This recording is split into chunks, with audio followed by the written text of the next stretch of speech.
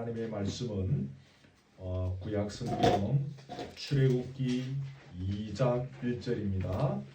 구약 성경 두 번째 성경 출애굽기 2장 1절입니다. 제 성경은 83면 정도가 되겠습니다. 2장 1절부터 10절까지 말씀 제가 봉독해 드리겠습니다.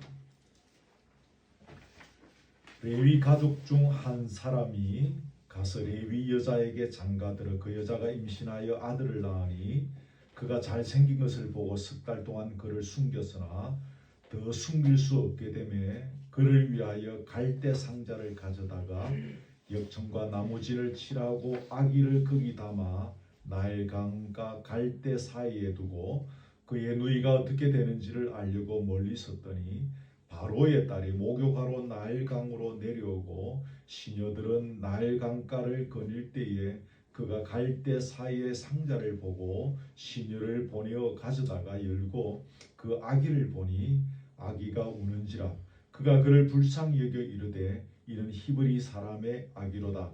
그의 누이가 바로의 딸에게 이르되 내가 가서 당신을 위하여 히브리 여인 중에서 유모를 불러다가 이 아기에게 젖을 먹게 하리이까. 바로의 딸이 그에게 이르되 가라 하매 그 소녀가 가서 그 아기의 어머니를 불러오니 바로의 딸이 그에게 이르되 이 아기를 데려다가 나를 위하여 젖을 먹이라. 내가 그 삭슬 주리라. 여인이 아기를 데려다가 젖을 먹이더니 그 아기가 자라매 바로의 딸에게로 데려가니 그가 그의 아들이 되니라. 그가 그의 이름을 모세라 하여 이르되 이는 내가 그를 물에서 건져내었음이라 하였더라. 아멘. 우리는 지난 몇 주 동안 성령께서 주시는 감동을 따라서 아브라함, 이삭, 야곱, 요셉 이들의 인생에 대해서 간략간략하게 나누었습니다. 창세기 12장부터 마지막 50장까지가 이 네 사람의 인생을 중심으로 하여 하나님의 역사가 펼쳐지는 것을 기록하고 있지요. 그리고 여러분 그 다음 성경이 오늘 우리가 읽은 출애굽기이지 않습니까? 출애굽기는 요셉과 그의 모든 형제들 그리고 그 시대의 사람이 다 죽고 난 뒤에 일어난 일들을 이제 그 창세기 때부터 시작하면 이제 순서대로 지금 가고 있는 것입니다.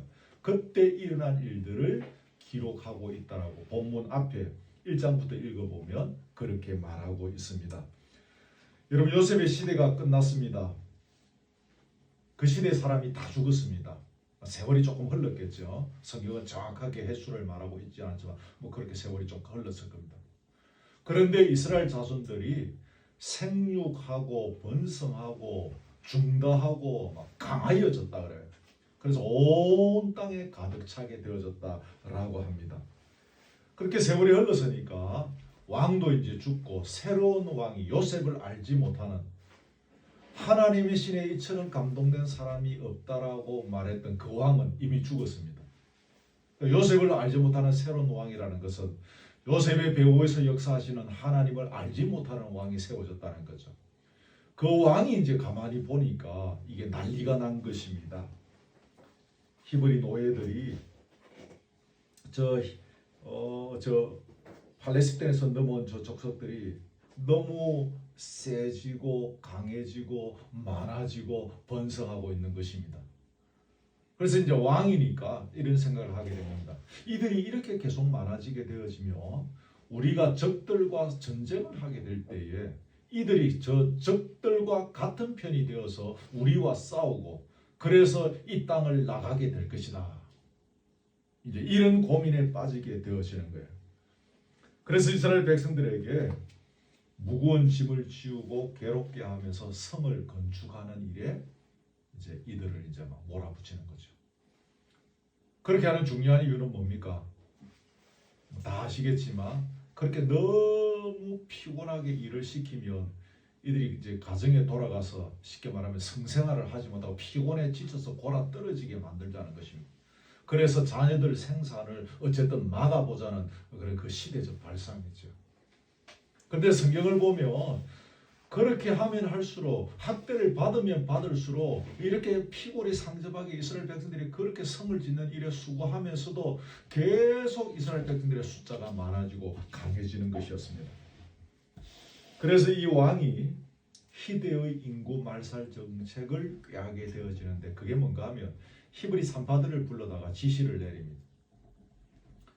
너희가 가서 히브리 여인들이 아이를 낳을 때 보고 남자 아이든 그 자리에서 죽여버리고 여자 아이든 살려두라. 근데 이 히브리 산파들이 하나님을 두려워해서 남자 아이들을 안 죽였던 거예요. 그래서 이 정책이 실패하는 겁니다. 그래서 이 이집트의 왕이 다시 명령을 내리기를 남자가 나거든 무조건 나일 강물에 다 던져라. 다 던지면 죽겠죠. 여자 아이든 살려두고 남자 아이는 무조건 그렇게 해라.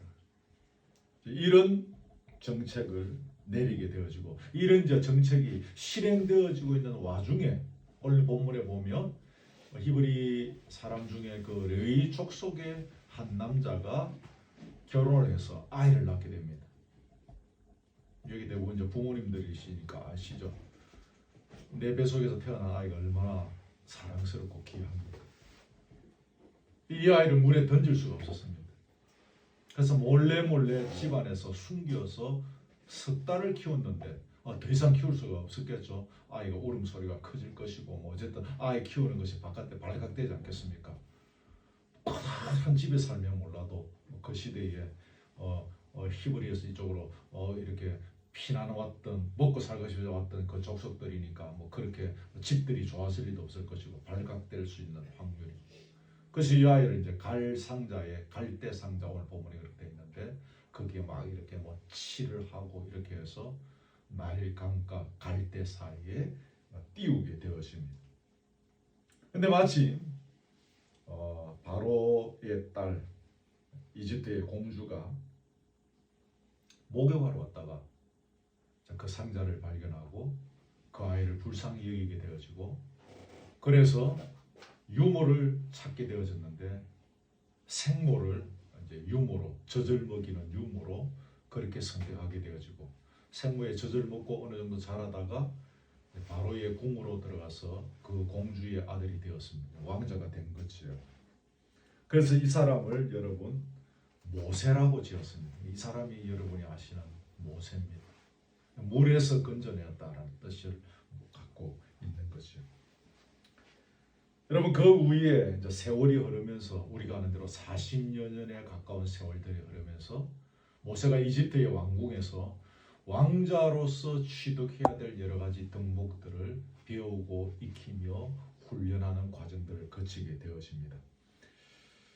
그러다가 어느 날 성인이 되었는데 성 밖에 나갔는데 히브리 사람과 이제 그 이집트 사람이 둘이서 있는데 이제 이집트인이 이 히브리 사람을 치고 있는 거죠. 때리는 거죠.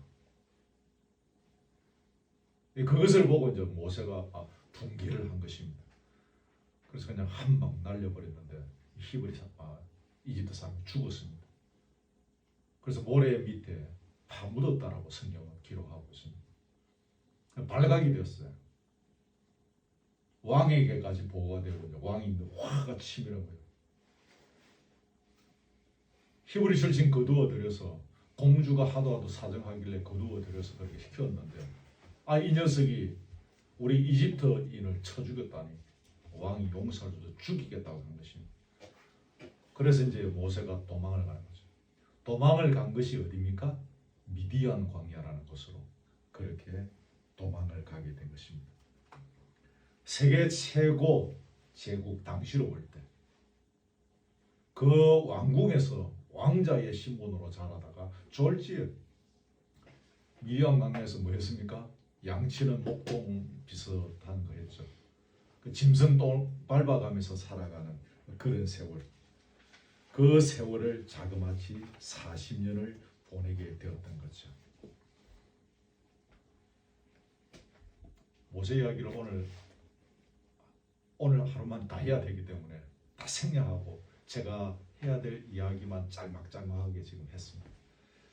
네, 여러분, 이러한 모세의 생애들을 통해서 우리가 발견할 수 있는 것이 무엇일까요? 하나를 그 중에서 이야기한다면 하나님께서는 당신의 백성들 인생에 너무나도 절묘하게 개입하셔서 역사하신다는 사실입니다. 여러분, 우리가 절묘하다 이런 표현들을 가끔 씁니다. 그런데 이 절묘하다라는 표현을 언제 씁니까? 첫째는 때, 두 번째는 장소, 세 번째는 일. 요 세 가지가 기가 막히게 맞아 떨어지면서 일어날 때 우리는 절묘하다 그렇게 이야기합니다. 그 일이 반드시 일어나야 할 그 시간에, 그 일이 반드시 일어나야 할 그 장소에, 그리고 그때와 그 장소에 반드시 일어나야 할 그 일이 기가 막히게 조금의 오차도 없이 일어날 때 우리는 참 절묘하구나 그런 탄성을 내뱉게 되죠. 여러분, 모세의 인생을 가만히 생각해 보면 그렇습니다.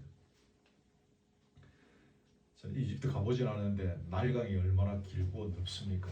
그 넓은 나일강 주변에 목욕할 때가 천지로 널려 있었을 텐데 아기 모세가 누워있는 갈대 상자 가까이에 바로의 딸이 목욕하러 왔다는 사실은 하나님의 개입하심이 아니고는 설명하기가 어렵습니다. 그리고 바로의 딸이 히브리 출신 아기 모세에 대하여 불쌍히 여기는 마음을 갖게 된 것. 그리고 그 아기의 젖을 먹이는 유모로 모세의 생모가 발탁된 것. 이것 역시 하나님의 개입하심이 아니고서는 설명할 수 없는 그런 사건임에 분명합니다. 여러분, 도도한 이집트의 공주가 히브리 출신의 아기 정도는 가볍게 내칠 수 있는 것 아니겠습니까? 그때의 그 시대적 분위기, 사회적 분위기 속에서 그 옛날에 우리 일제 치하에 있을 때 일본 사람들이 조선 사람에 대해서 생각하던 그런 듯이 그 이집트의 그 공주라는 그 도도한 신분의 사람이 그 히브리 출신의 아기 하나 거기 갈대 상자에 있는 정도는 그냥 쉽게 생각하고 내칠 수 있는 것입니다. 그냥 던져버려. 아구밥이 되겨라. 다 던져서 죽이라고 했는데 왜 이 녀석이 갈대 상자에 있지? 그 집어내어서 던져라. 그렇게 말할 수도 있었을 것입니다. 근데 불쌍히 여기는 마음을 갖게 됐고 또 만일에 그런 마음을 갖게 되면서 그 적시로 왕궁으로 그가 돌아갈 때 같이 데리고 들어갔다면 아마도 하나님을 알지 못하는 이집트 출신의 여인 중에서 한 사람을 발탁해서 모세의 유모로 정해졌을 확률이 굉장히 높은 것입니다. 그런데 그 많고 많은 여인 중에서 아기의 생모가 유모로 발탁될 수 있었던 것은 우연으로 설명할 수 없습니다. 아기 모세가 생모의 젖을 먹으며 자라는 시간 동안 그의 생모가 그를 붙잡고 얼마나 간절히 기도했겠습니까? 내가 난 핏덩이를 석 달 만에 강물에 띄웠는데 우유 먹을 때 그거를 다시 안고 자기가 젖을 먹이고 있을 때 그 엄마의 마음이 어떻겠습니까? 얼마나 간절하게 기도하면서 그 아이를 붙잡고 그렇게 키웠겠습니까? 나름대로 그 아이에게 여호와 신앙을 심어주기 위해서 얼마나 애를 썼겠습니까? 그리고 생모의 젖을 빨 수 있었다는 것. 젖도 못 먹고 자란 아이들도 많이 있겠지만 그리고 다른 여인의 젖도 아닌 자기 어머니의 젖을 먹으며 자랄 수 있었다는 이건 역시 얼마나 큰 복이입니까? 당시 세계 최고의 제국 이집트의 왕궁에서 모세는 당대 세계 최고의 학문과 문화, 교양, 정치를 배우고 터득할 수 있었습니다. 이집트는 여러분 아시는 대로 고대 문명의 발상지입니다. 그때 이미 음령 문자라고 하는 이집트 자체 문자를 가지고 있었다고 합니다.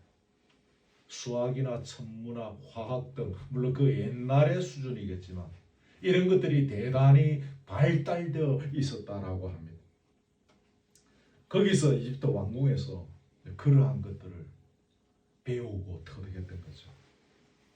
당대 최고 수준의 교육을 받으면서 성장했던 것인데요. 신약의 거기 그 사도행전 7장 22절에 보면 모세에 대해서 한 이야기가 짤막하게 나옵니다. 거기에 보면 모세가 애굽 사람의 학술을 다 배워 그 말과 행사가 능하더라. 엄청 배웠던 것입니다. 최고의 수준을 그렇게 터득했던 것입니다. 그 말과 행사가 능하더라. 학술을 다 배웠다는 것입니다. 어떤 자료에도 보면 학술뿐만 아니라 무술에도 뛰어난 실력을 겸비하게 되었다. 그런 자료를 제가 예전에 본 적이 있습니다. 그러니까 다 터득한 겁니다. 지금도 그렇게 하는지 모르겠는데 영국의 왕자들은 이 세상에서 배울 수 있는 웬만한 것들은 다 터득하게 하는 그렇게 교육을 시킨다고 하더라고요. 그러니까 영국의 왕자 정도 되면 전투기 정도는 기본적으로 몰 수 있는 그 정도의 실력을, 다방면의 실력을 갖추게 한다고 하더라고요. 좀 다른 이야기지만 그 시대의 모세가 애굽 궁전에 있으면서 그 나름대로 그 시대에 다양한 방면의 많은 것들을 습득하게 됩니다. 무술도 아마 익혔으니까 그 아까 싸웠던 그 히브리 사람과 싸웠던 그 이집트 사람을 한 방에 날릴 수도 있었지 않았을까 그런 생각을 갖게 되었습니다. 나중에 이스라엘 민족의 지도자로서 조국을 살리고 세상을 살리는 일에 필요한 다양한 실력을 갖추어 갈 수 있었다 그 말입니다. 나중에 이제 이집트의 왕과 소위 말하는 우리가 맞짱 뜬다 그러죠. 모세가 맞짱을 뜨게 될 상대가 이집트 왕입니다. 그리고 자기가 맞짱 뜰 그 사람의 버금가는 여러 가지 것들을 터득하는 것이 필요하겠죠. 아무도 그래서 하나님께서 모세에게 이집트 왕과 똑같은 수준의 많은 것들을 교육받게 하신 것이 아닌가 그런 생각들을 갖게 되었습니다.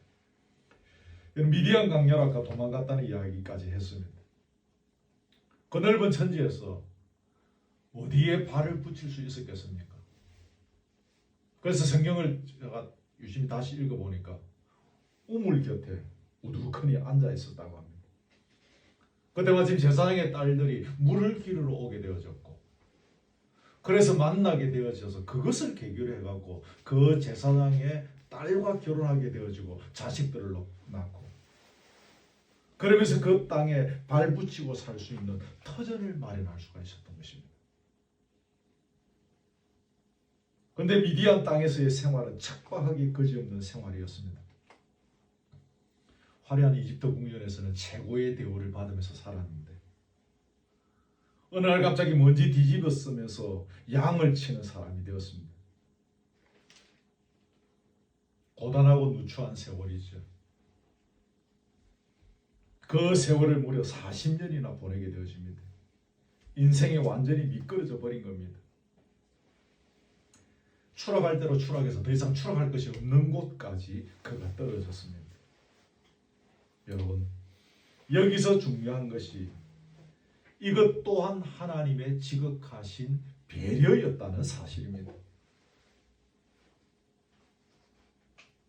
화려한 40년의 세월을 궁전에서 보내고 이제 미디안 총구석에서 짐승의 똥을 밟아가면서 또 40년을 살아가게 된 것은 전지전능하신 하나님 앞에서 철저히 엎드려지기를 원하셨던 하나님의 특별한 계획과 배려였다는 사실입니다.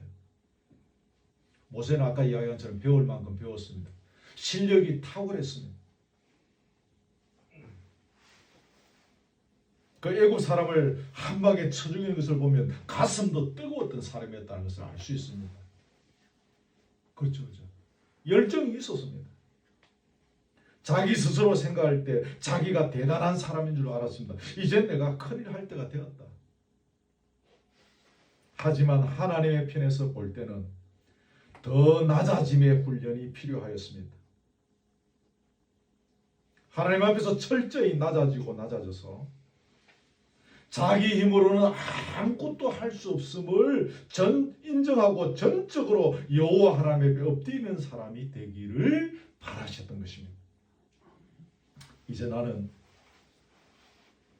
내 힘으로 일하는 것이 아니라 하나님의 힘으로 일한다. 이런 고백이 스스럼 없이 모세에게 터져 나오기를 하나님은 바라셨던 것입니다. 여러분 많이 들으셨겠지만 이 미디안의 40년의 세월을 광야 학교 아니면 하나님의 학교 그렇게 표현합니다.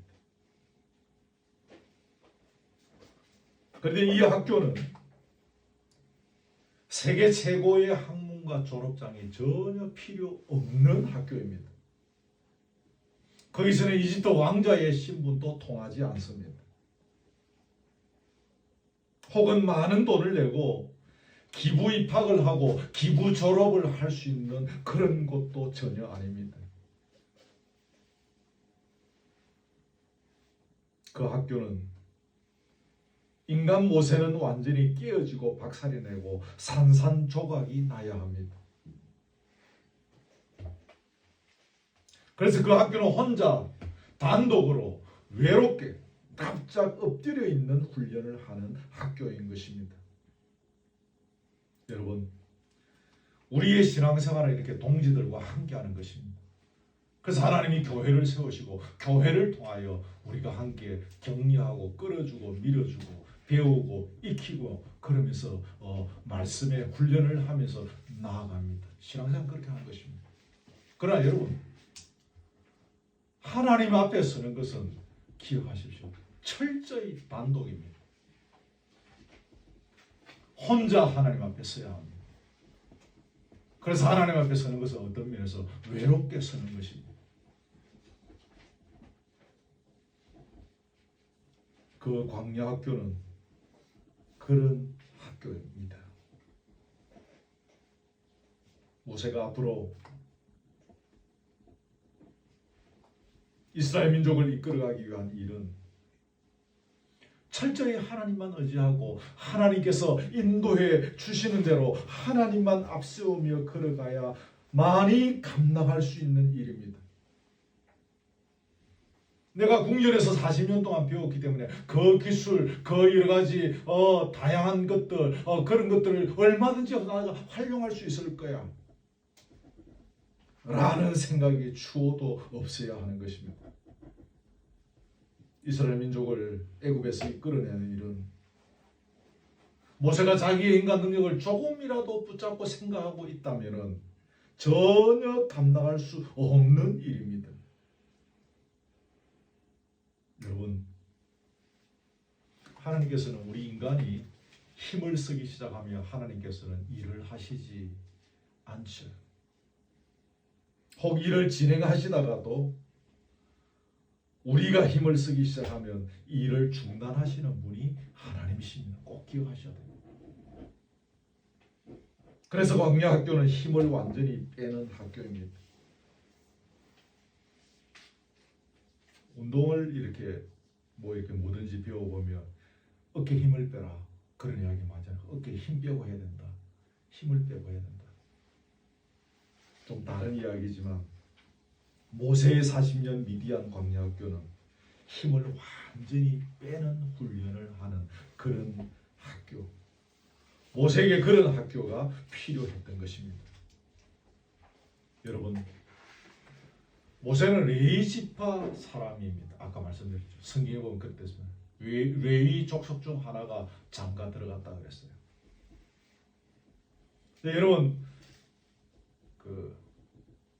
한 대목씩 한다고 다 살필 수 없지만 창세기에 보면 야곱이 그 자손들에게 이렇게 마지막에 축복 비슷한 것을 하지 않습니까? 우리가 보기에는 축복이라기보다는 저주 비슷한 말들이 사실은 많은데, 근데 레위 지파에게 야곱이 선언했던 내용은 노염과 분노로 인해서 저주를 받을 족속이라는 것입니다.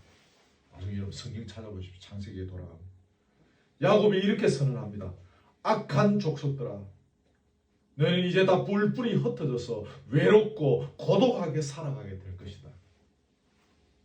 이것이 야곱이 레위 족속을 향하여 내린 선언입니다.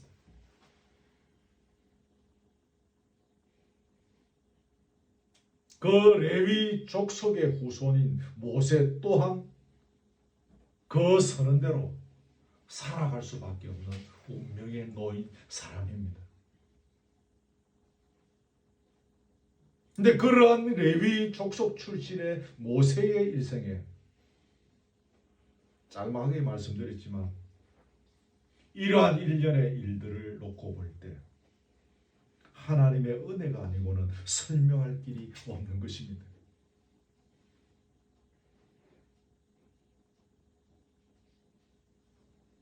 뿔뿔이 흩어져서 외롭고 고독하게 평생을 살아가야 될 운명을 갖고 있는 자가, 그런 자에게 하나님께서 철저히 간섭하시고 그의 인생에 개입하셔서 마침내 이스라엘 민족을 가나안 땅에서 이끌어내는 위대한 그 하나님의 일에 그를 사용하신 것은 전적인 하나님의 은혜인 것입니다. 생각해보면 저와 여러분의 인생도 다 그렇습니다. 가만히 돌아보면 하나님의 은혜가 아니고서는 도저히 설명하기 어려운 것이 저와 여러분의 인생입니다. 저는 가끔 그런 생각을 합니다. 그때 하나님께서 내 인생에 개입해 주시지 않았다면 나는 어떻게 되었을까? 그때 하나님께서 나를 긍휼히 여겨주시지 않았다면 내 인생은 어떻게 되었을까? 실제로 등골에 식은 땀이 흐른다라고 하죠. 그럴 때가 많습니다. 가만히 생각해보면 그때 그 순간, 그때 내가 실수하고 있을 때, 그때 하나님께서 긍휼히 계시고 내 인생에 개입해 주셨던 것, 지나온 세월들 돌아보면 한두 가지가 아닙니다. 하나님의 은혜가 아니고서는 설명할 길이 없는 저의 인생임을 저는 늘 고백하게 되어집니다. 이게 저와 여러분의 인생입니다. 신학대학원 졸업할 무렵에 당시 우리 교단에서 제일 큰 교회를 담임하시는 담임 목사님 저에게 직접 전화가 왔습니다. 정전도사 이제 올라오지. 그래서 저 아내는 열심히 이사 준비를 했습니다. 그때만 해도 포장이사 이런 거 하지 않고 막 박스 구해서 짐 꾸려가지고 막 이삿짐 차 불러서 이사할 때 시절이니까. 이제 이사해서 올라가는 날짜는 졸업 논문을 제출하고 그리고 이제 올라가기로 되어졌습니다. 그래서 열심히 이사 준비를 하고 있었는데 그때 저희의 생각에는 꿈에 부풀어 있었습니다. 이제 내 목회 인생이 탄탄대로의 길을 가는구나. 거기 담임 목사님의 부름을 받고 이제 거기 가게 되어지는 이제 나의 인생도 이제 목회적 그 삶이 막 삐까번쩍하게 소유하는 말로 풀리게 되어질 것을 기대하게 되었습니다. 근데 뜻밖의 졸업 논문 심사에서 제가 괘씸죄에 걸려서 합격을 못했습니다. 합격 못하면 졸업을 1년 유예하고 전도사로 그냥 있어야 됩니다. 그래서 저는 그 교회에 부임하는 것을 결국 포기하게 되고 우여곡절 끝에 저 시골 중에 시골인 경남 거창의 산골 깊숙한 마을의 교회로 임지를 이동하게 되었습니다. 그때 제가 거기 갈 때 주변에 얼마나 많은 사람들이 반대했는지 모릅니다. 제가 성경교회 담임 목사님조차 사직을 거두어 줄 테니까 가지 마라, 가지 마라.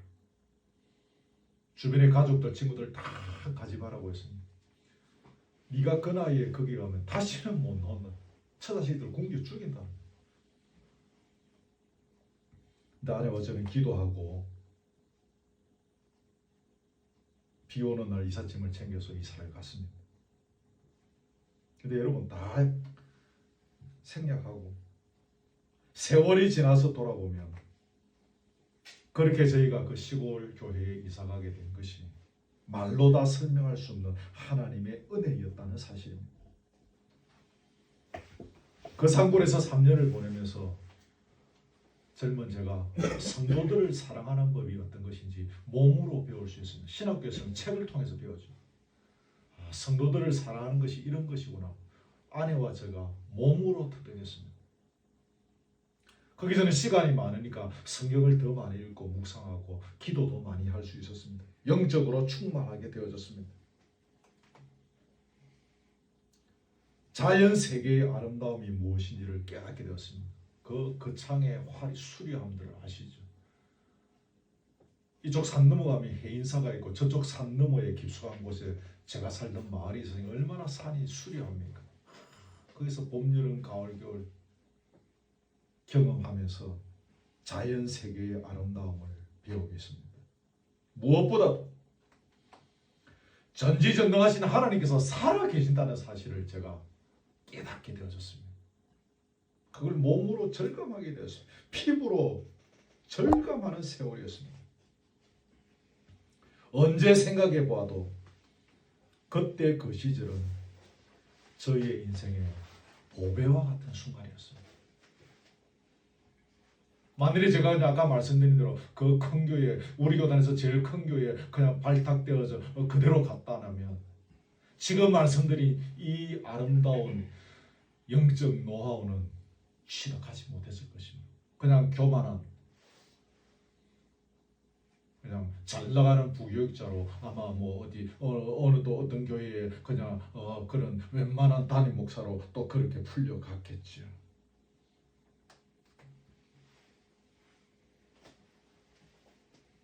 여러분, 우리가 하나님의 은혜를 깨닫게 될 때에 많은 것을 얻게 되겠지만 두 가지만 말씀드립니다. 하나는 우리의 상처가 치료된다는 사실입니다.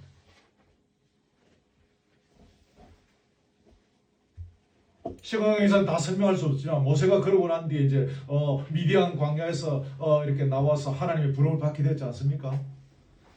그래서 이스라엘 민족을 이제 애굽에서 이끌어냅니다. 근데 그 과정에서 모세는 말로 다 할 수 없는 상처를 받습니다. 이 사람들이 따라 나왔다가 가문이 막 그냥 삶이 막 그냥 막 자기들이 원하는 것들이 아니었지 않습니까? 그러니 막 흑원 날 모세 멱살을 잡고 막 대드는 것입니다. 요즘 우리 말로 하면 그냥 막 욕을 하고 삿대질을 하고 막 퍼붓고 막 죽이려고 달려들고 막 이런 세월들이 계속 있었습니다. 매몰차게 모세의 마음을 아프게 했던 것입니다. 근데 이스라엘 민족을 이끌어내는 일에 그가 막 집중해서 그 세월을 걸어가다 보니까 그 상처들을 치료받을 기회가 없었습니다. 그러다가 지난날 그와 함께 하셨던 하나님의 은혜를 발견하고 첫사랑의 간격을 회복하면서 그 상처들을 치료받게 되어졌습니다. 여러분, 은혜를 제대로 깨닫고 나면 기억하십시오. 첫사랑의 간격을 회복하게 됩니다. 첫사랑의 간격을 회복하면 우리 속에 있는, 우리 심령에 있는 상처들이, 엉어려져 있던 그 아픔들이 치유되어지는 복을 누리게 됩니다. 여러분, 우리 내면의 상처들이 다 치유된 것 같지만 사실 우리는 살아가면서 계속 상처를 받고 그래서 그 상처를 안고 살아갑니다. 자기도 모르는 상처가 자기의 내면에 얼마든지 있을 수 있습니다. 그런데 여러분, 그 상처들이 첫사랑의 간격이 회복되면 말끔히 치료되는 역사가 일어납니다. 아멘. 첫사랑의 간격을 회복하면 치유되지 않을 상처가 없습니다. 우주 만물의 주인이신 하나님께서 당신의 사랑하는 독생자 예수 그리스도를 이 땅에 보내셔서 십자가에 달려 죽게 하신 그 첫사랑, 그 엄청난 첫사랑을 우리가 회복하면 치유되지 않을 상처가 무엇이 있겠습니까? 그래서 사랑은 능력이다라고 말하는 것입니다. 왜 사랑이 능력이다라고 말합니까? 치료되지 않을 상처가 치료되니까 사랑은 능력인 것입니다. 그 앞에서 고치지 못할 상처가 없으니까 사랑이 능력인 것입니다. 돈을 한 보따리 들고 와도 병원에서 치료되지 못할 병들도 있지 않습니까? 돈을 한 보따리 들고 와도 이 세상에서 해결되지 못할 일도 많지 않습니까? 억만 놈이 있다 하더라도 내 속에 있는 상처들을 치료받지 못합니다. 이 첫사랑의 간격은 이것을 회복하면 우리 속의 상처들이 치료되는 것입니다. 그래서 사랑은 능력인 것입니다. 오늘 예배에 참석하신 사랑하는 여러분, 이런 의미에서 저와 여러분 모두가 진정한 능력자로 살아가시기를 바랍니다. 우리가 이런 능력자가 되어야 합니다. 오늘 한국 땅은 이런 그리스도인을 찾고 있는 것입니다. 두 번째 혜택 하나는 다시 힘차게 살아갈 수 있는 여유와 힘을 얻게 된다는 사실입니다. 여러분, 은혜를 제대로 깨닫게 되고 나면 하나님께서 내게 베푸신 은혜에 보답하며 살아가겠다라는 생각을 갖게 되어집니다.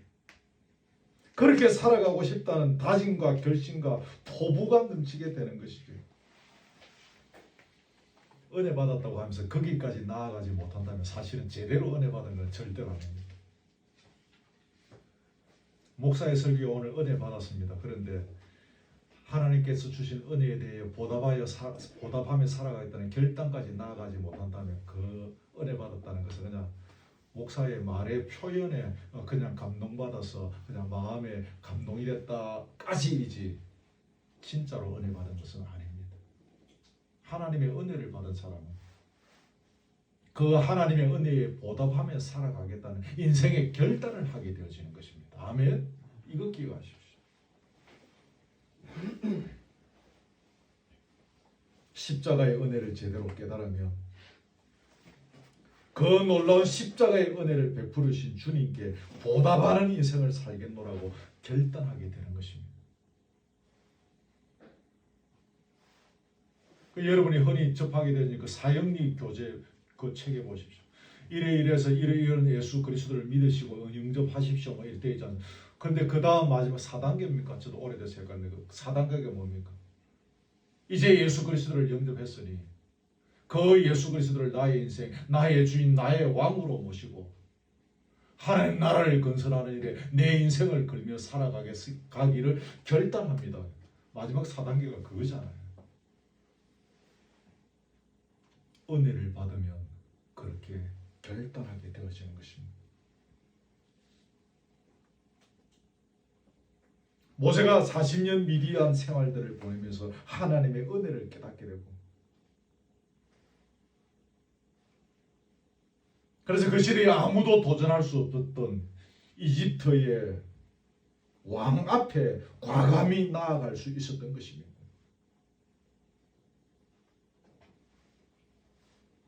예수님의 제자들이 은혜를 제대로 깨닫고 나서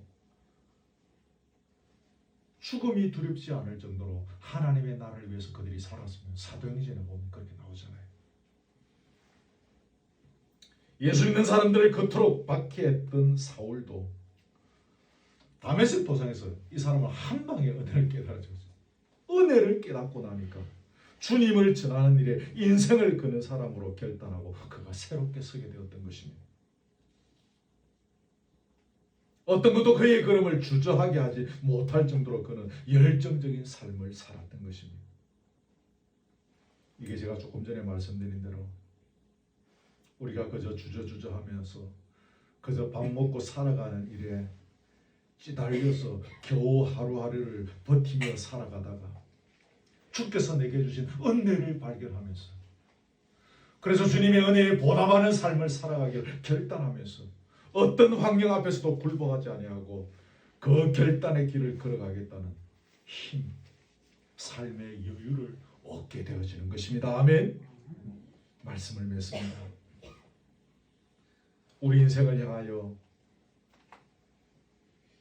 얼마나 절묘하게 하나님께서 개입하셔서 역사하시는지를 볼 수 있는 영적인 눈이 열리기를 바랍니다.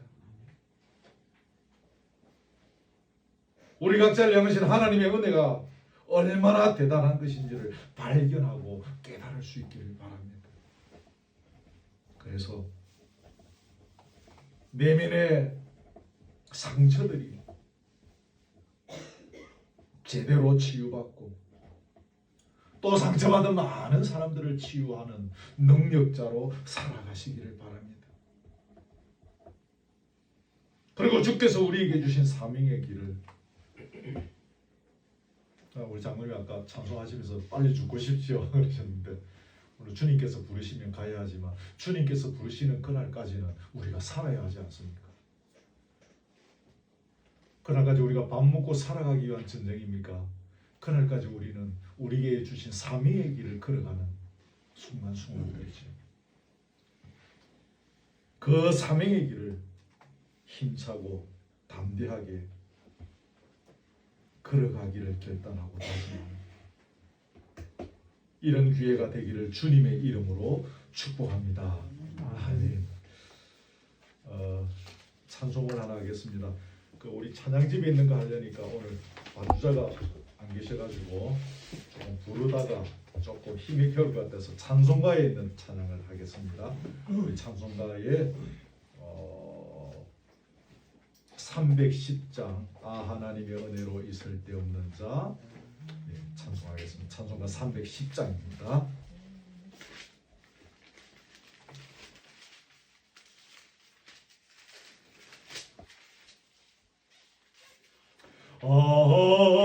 하나님의 은혜로 있을 데 없는 자 왜 구속하여 주는지 난 알 수 없도다. 내가 믿고 또 지암은 내 모든 형편하시는 주님 널 보호해 주실 것을 나는 확실히 아네. 왜 내게 구세 믿음과 또 복음 주셔서 내 마음이 항상 편한지 난 알 수 없도다. 내가 믿고 또 지암은 내 모든 형편하시는 주님 널 보호해 주실 것을 나는 확실히 아네. 왜 내게 성령 주셔서 내 마음 감동해 주 예수 믿게 하는지 난 알 수 없도다. 내가 믿고 또 지암은 내 모든 형편하시는 주님 널 보호해 주실 것을 나는 확실히 아네. 주 언제 강림하실지 옥밤의 옥낮에 또 주님 만날 그것도 난 알 수 없도다. 내가 믿고 또 지암은 내 모든 형편하시는 주님 널 보호해 주실 것을 나는 확실히 아네. 우리 말씀 가지고 먼저 방송으로 기도합니다. 내 인생의 절대에 개입하시고 간섭하시는 하나님의 역사하심을 볼 수 있는 영안을 열어주시고 그 하나님의 은혜를 깨닫게 하시고 그 은혜 앞에서 첫사랑의 간격을 회복해 되어지는 능력, 그래서 내 상처가 치유되어지는 은혜들, 다시 사명의 길을 힘차게 살아갈 용기와 힘을 얻는 시간들 되게 하옵소서. 여러분 메모해 놓으신 것들 메모지를 보시고 기도하셔도 되겠습니다. 우리 오늘 주신 말씀 가지고 각자 잘 적용하면서 함께 우리 통성으로 먼저 기도합니다. 하나님 우리 아버지 감사합니다.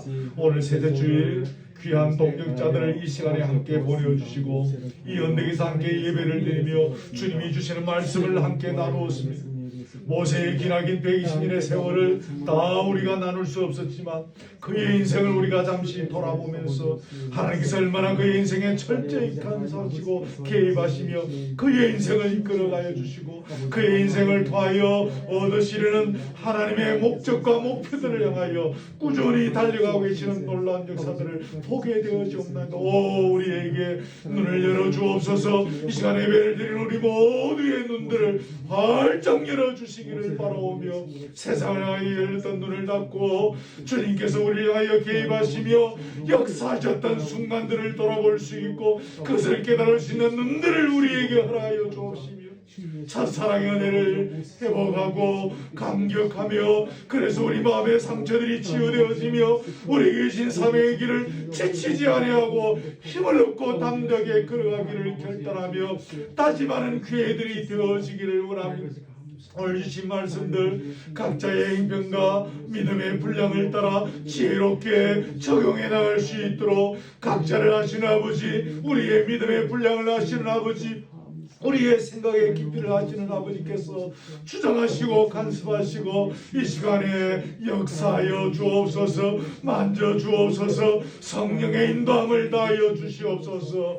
우리들의 눈을 열어 주옵소서. 보게 하여 주옵소서. 깨닫게 하여 주옵소서. 감격하게 하여 주옵소서.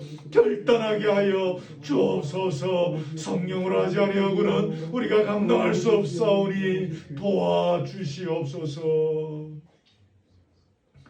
한 가지만 더 가지고 우리 기도하기를 원합니다. 오늘도 계속해서 우리 교회와 우리 성도들을 위해서 기도합니다. 늘 우리가 그동안 몇 달 동안 기도했던 것처럼 2월달에 나오는 자는 누구든지 마음의 그 병든 것들이 치유되어지고 회복되어지고 예수 그리스도를 발견하는 그런 놀라운 역사들이 날마다 일어나는 교회가 되게 하옵소서. 숫자만 하나 더 늘어지는 그런 교회가 되지 않게 하시고 정말 이 어려운 한국 땅에서 교회 권위를 회복하는 거룩한 거루터기와 같은 교회로 서게 하여 주옵소서. 이를 위해서 기도하시고 우리 교우들의 믿음의 성숙을 위해서 또 기도해 주시기를 바랍니다. 이런 기도 제목 가지고 우리 한 번만 더 통성으로 같이 기도하겠습니다. 하나님 우리 아버지 감사합니다. 주께서 이 언덕에 거루터기 교회를 세워주시고 여기까지 인도해 주시니 감사합니다. 하나님 아버지 이 교회를 통하여 주님의 이름이 높임을 받기를 원합니다. 주님께 영광이 되어지기를 원합니다. 주의 이름이 열방에까지 선포되어지기를 원합니다. 이 교회를 통하여 무너진 한국교회의 권위가 회복되어지는 역사가 일어나기를 원합니다. 이 교회를 통하여 멀리 떠났던 자들이 상처를 입은 자들이 주께로 돌아오며 회복하는 역사들이 있게 하여 주시기를 간절히 원합니다. 성경이 제시하고 있는 건강하고 건전한 신앙을 가진 교회로 그런 공동체로 쓰가기를 원합니다. 주님이 도우시고 간섭하여 주시옵소서. 시대의 조리에 이끌려가는 교회가 되지 않도록 도와주옵소서. 수많은 유혹에 넘어가는 교회가 되지 않게 하여 주시고 하나님께서 허락해 주신 방법으로 하나님께서 보여주시는 방법으로 하나님께서 원하시는 공동체로 서갈 수 있도록 주여 다스려 주시고 은혜를 주시기를 간절히 원합니다. 이 울타리에 들어오는 자마다 누구든지 주 안에서 행복이 무엇인지를 발견하며 누구든지 예수 그리스도를 만나는 놀라운 역사들이 있게 하여 주옵소서. 기대의 간격을 주옵시며 사랑의 교제가 흘러 넘치게 하여 주옵소서. 주여, 우리 서로의 교제를 통하여 무너진 우리의 마음들이 회복되어지는 역사가 있게 해주시기를 원하오며 우리 교우들 한 명을 한 명을 붙잡아 주시고 믿음의 성숙이 있기를 원합니다. 우리의 신앙의 연륜만 다하여지지 않도록 도와주시고 우리의 개개인의 신앙이 날로 날로 자라고 성숙하며 주님의 얼굴을 배우며 주의 음성을 들으며 주님을 닮아가는 놀라운 열매들이 날마다 생기며 주여, 주님께서 원하시는 귀한 믿음들을 붙잡고 걸어가는 교우들로 쓰라기를 원합니다. 각자의 기도가 치질을 하시는 아버지, 기도의 문들을 열어주옵소서. 찬양의 뜨거운 들을 다하여 주시고 말씀을 듣는 귀한 눈을 더 활짝 열어주시고 그 말씀들을 통하여 주님께서 각자에게 주시는 음성을 들으며 그 말씀을 어떻게 적용해야 될지를 깨달을 수 있는 눈도 날마다 허락하여 주옵소서. 우리 교우들의 삶과 그 모든 인생과 자녀들의 상황을 하시는 우리 아버지께서 적절히 간섭하시고 인도하여 주셔서 하나님의 살아계심을 온몸으로 경험하고 체험하며 그 하나님을 간증하는 역사들이 있게 하여 주시옵소서. 거룩하신 아버지, 감사합니다. 오늘 4월의 셋째 주일 비가 그치고 또 사랑하는 믿음의 동력자들 이 언덕에 보내주셔서 찬양과 경배를 올려드리게 하시니 감사합니다. 우리의 찬양과 경배를 주님 홀로 받으신 줄 믿습니다. 주여, 혹이라도 우리의 심령 속에 우리가 영광을 받으려고 하는 다른 억심으로 우리가 무너지지 않도록 도와주옵소서. 오직 주님께 영광을 올려드리며 주님의 기뻐하심이 되기 위하여 살아가고 모이는 저희의 모임이 될 수 있도록 인도해 주시옵소서. 말씀을 들었습니다. 이 말씀 속에서 각자가 적용해야 될 것이 무엇인지를 정확하게 잘 볼 수 있게 하여 주시고 각자의 인생을 통하여 철저히 개입하시고 역사하시는 하나님의 손길을 똑똑히 볼 수 있는 눈을 열어하여 주시고 그 은혜를 발견하면서 첫사랑의 감격을 회복하고 더불어서 우리의 마음의 상처들이 치유되어지며 상처를 안고 살아가는 수많은 사람들의 상처를 치유해주는 능력자로 살아가게 하여 주시옵소서. 우리에게 주신 삶의 길 지치고 힘들 때도 많지만 이 첫사랑의 간격을 붙잡고 다시 힘차게 살아가기를 결단하는 시간들이 되게 하여 주시옵소서. 교우들의 믿음이 날로 날로 성숙기를 원합니다. 그저 연륜만 길어지는 세월들이 되지 않게 하여 주시고 날마다 우리의 내면의 신앙이 자라고 성숙해지며 하나님의 살아계심을 예수 그리스도의 온전하심을 증거하고 나타내는 신앙의 순으로 자랄 수 있도록 우리 각 사람의 영혼을 붙잡아 주시옵소서. 귀한 예물을 주님 앞에 드립니다. 이 예물 받으시고 하나님의 장부에 기록하여 주옵시며 그 손길 위에 하나님의 은혜와 복으로 함께해 주시옵소서. 이 시간 이후에 교제의 자리에도 함께 하시고 성도의 아름다운 교제를 통하여 예수님을 만나며 우리의 기쁨이 풍성한 자리가 되게 하옵소서.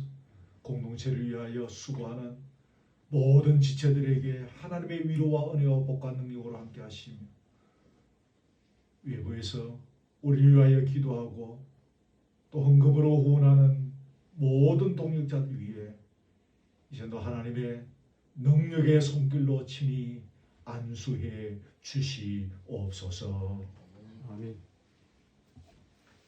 예수 그리스도의 은혜와 하나님의 사랑과 성령의 충만하심, 우리 각자에게 주시는 간섭하시고 개입하시는 하나님의 그 손길을 볼 수 있는 눈이 열리기를 소원하며